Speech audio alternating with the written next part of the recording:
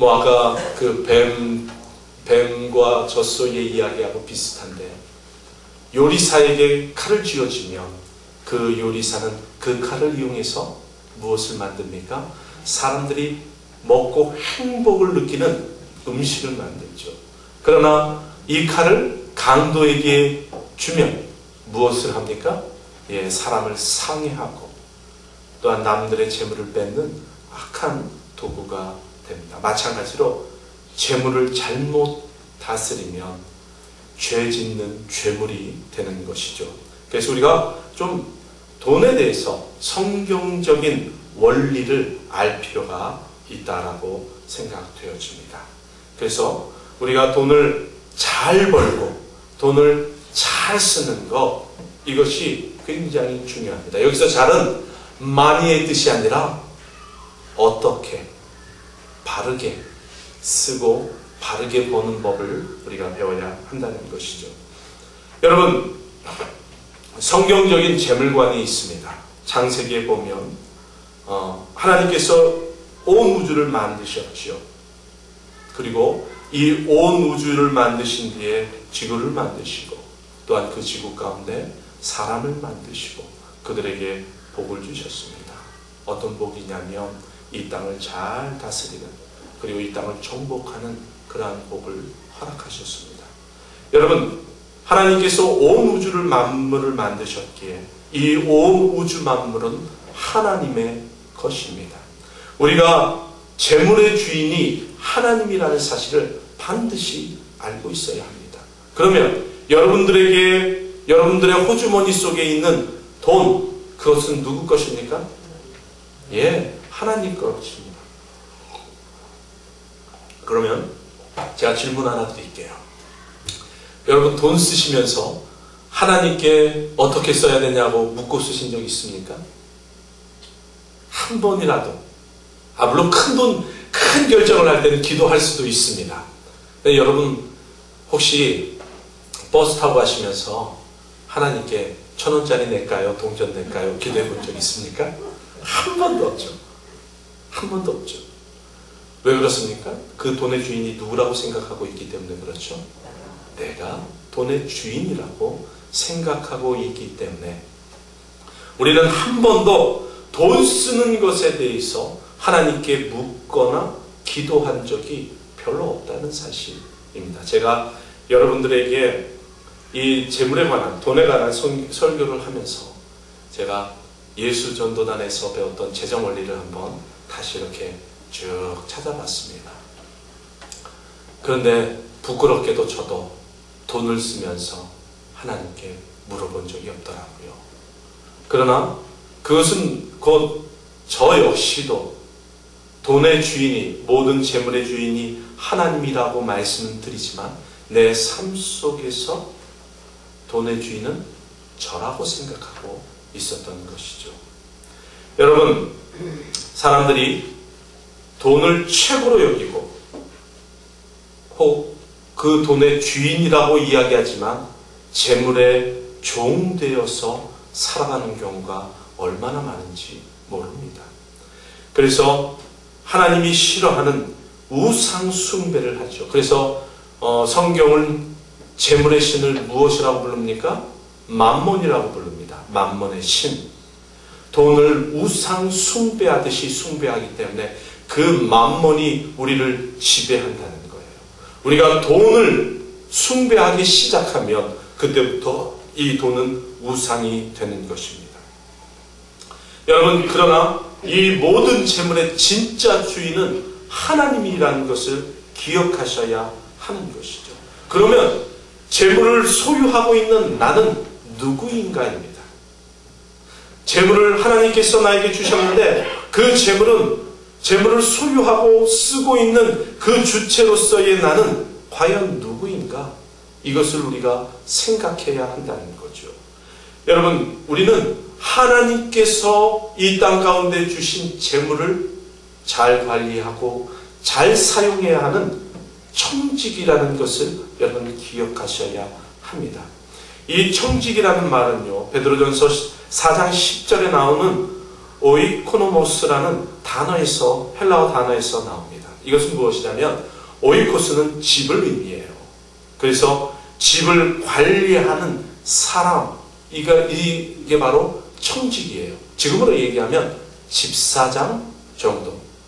다시 이야기하면 주인이 있고 그 주인을 돕기 위해서 온 집을 관리하는 자, 그가 바로 청직이라는 사실입니다. 그런데 놀랍게도요, 이 오이코노모스라는 단어에서 경제라는 단어, 영어의 이코노믹이라고 우리가 이야기하죠. 이코노믹이라고 이야기하는데 이 단어가 바로 거기에서 나왔습니다. 그래서 정말 우리가 경제를 잘하고 돈을 잘 벌고 돈을 잘 쓰려면 관계가 바로 정립이 되어야 한다는 거예요. 하나님은 모든 재물의 주인, 그리고 나는 그 재물의 청지기, 그리고 하나님께서 우리에게 주시는 재물은 내가 잘 관리하고 다스려야 할 것, 도구라는 사실입니다.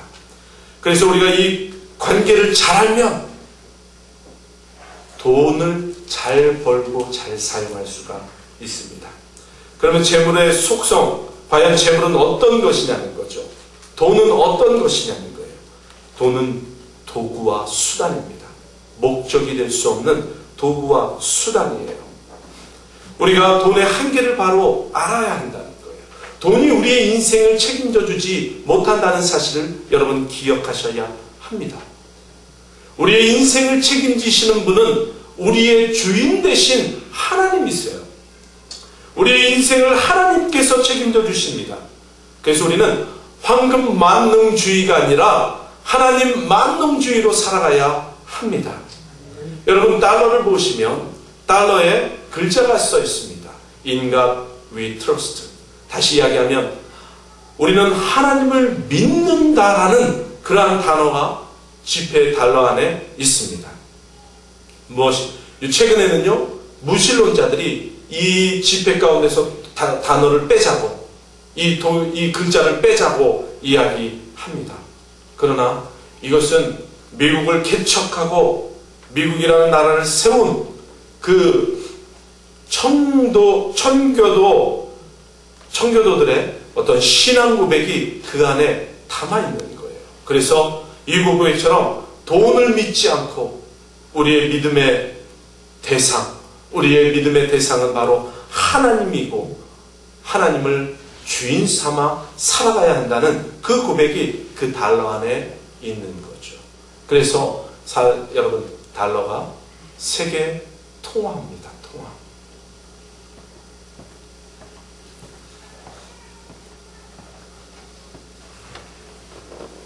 재물의 속성을 디모데전서 6장 17절에 보면 우리는 사도 바울의 돈에 대한 그 정의를 이렇게 내리고 있다는 것을 알 수 있습니다. 정함이 없는 재물에 소망을 두지 말고 오직 우리에게 모든 것을 후히 주사 누리게 하시는 하나님께 두며 라고 말씀하고 있습니다. 우리가 부를 추구하려면요, 재물에 소망을 두면 안 된다는 거예요. 재물에 소망을 두는 순간부터 우리는 재물의 노예가 됩니다. 그래서 오히려 하나님께 소망을 두고 하나님께 우리의 믿음을 두고 살아가면 재물은 하나님께서 우리에게 복 주시면 당연히 따라오는 것이라는 것이죠. 그래서 재물에는 정함이 없는 재물, 다시 이야기하면 속성이 없어요. 재물에는 속성이 없어요. 죄악이라든지 선한 것이라는 이러한 속성이 없는 것이 바로 재물입니다. 단 그 재물을 쓰는 사람의 상황에 따라, 돈에 대한 태도에 따라 그 재물이 악이 될 수도 있고 선이 될 수도 있는 것이죠.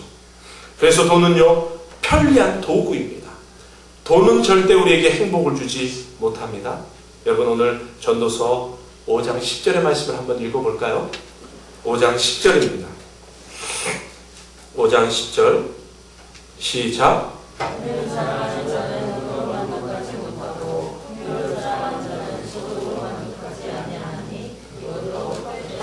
예. 은을 사랑하는 자 은으로 만족하지 못하고 풍요를 사랑하는 자 소득으로 만족하지 못한다는 거예요. 다시 이야기하면 나 부자가 돼야지. 돈으로 부자 돼야지. 나 돈 모을 거야. 예, 뭐 여기 인터넷 보니까 뭐 10년 안에 1억 모으기, 10억 모으기 뭐 이런 그 사람들의 이런 수기들이 있더라고요. 보니까 불쌍해요. 불쌍해요. 뭐 그렇게 모아서 가져갈 수 있나요? 정말 어떤 사람들은요, 물론 뭐 그 사람들의 마음이니까 뭐라고 이야기할 수는 없겠지만 돈의 노예가 되어서 살아가는 거죠. 종처럼. 오히려 조금 더 덜 모으고 그 마음이 행복해지기를 원하면 정말 행복한 삶을 살 수 있는데 그 돈 때문에 노예가 돼요. 그런 사람, 구두쇠처럼 사는 사람들은요, 나중에 돈을 쓰고 싶어도 쓸 줄을 모른다는 사실을 여러분 기억하셔야 합니다.